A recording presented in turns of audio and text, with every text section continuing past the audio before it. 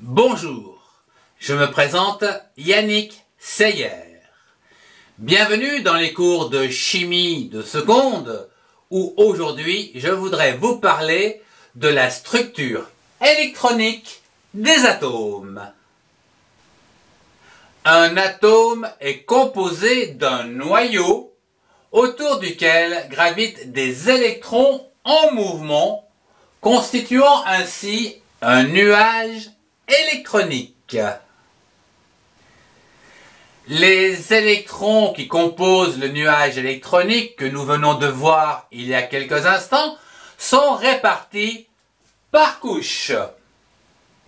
Ces couches sont plus ou moins liées au noyau et sont modélisées par des orbites nommées K pour la plus proche du noyau, puis L, M, N, etc. en s'éloignant du noyau.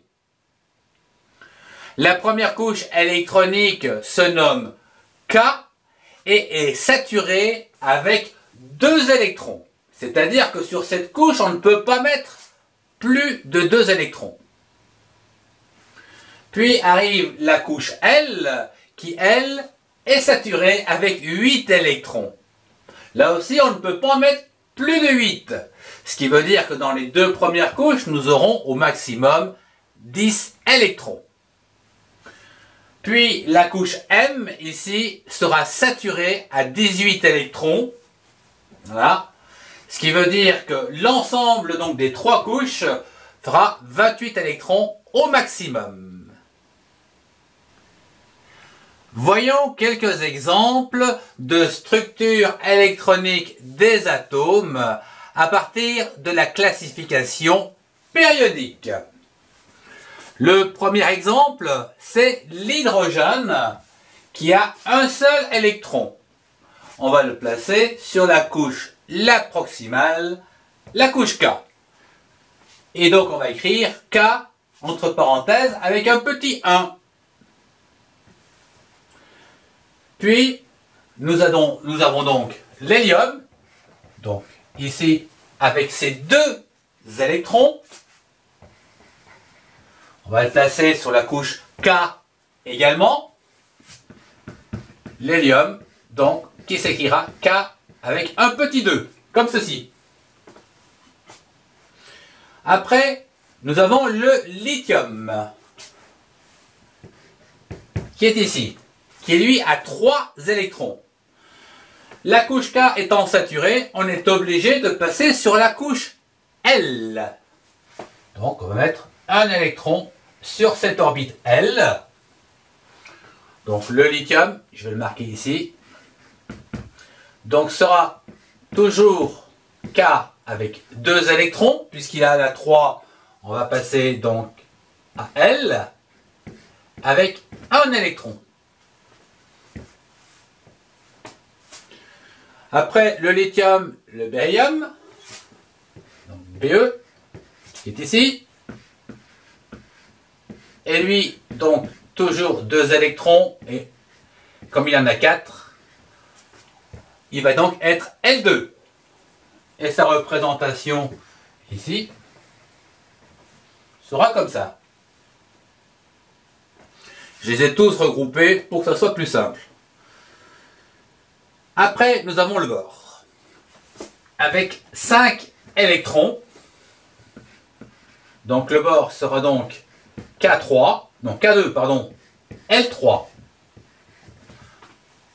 Et ici, nous rajouterons un électron. Après, nous avons notre fameux carbone, toujours K2, L4. Et ici, donc, on aura une représentation donc d'un modèle avec 4 électrons.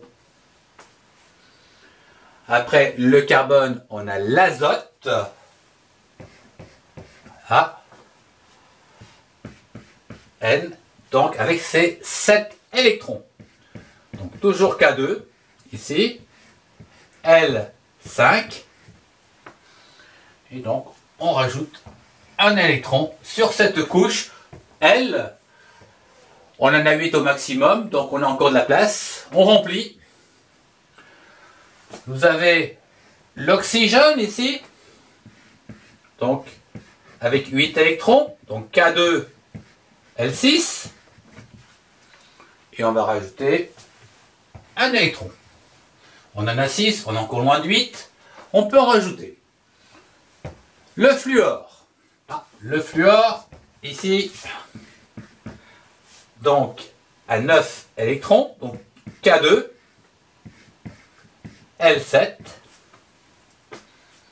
Allez, on va rajouter un ici.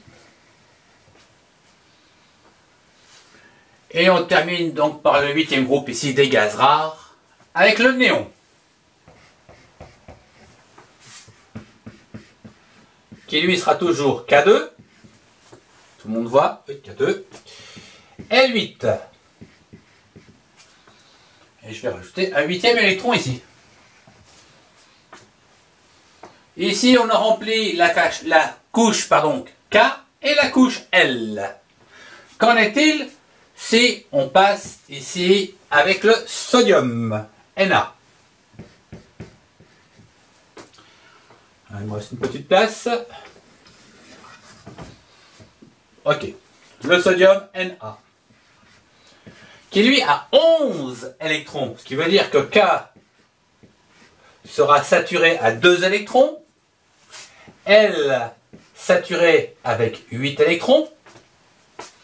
Il en reste un. Eh bien, on va le placer sur la couche M. Et voilà. M, un électron. Et ainsi de suite. Je vous remercie de votre attention. Au revoir et à très bientôt pour un prochain cours.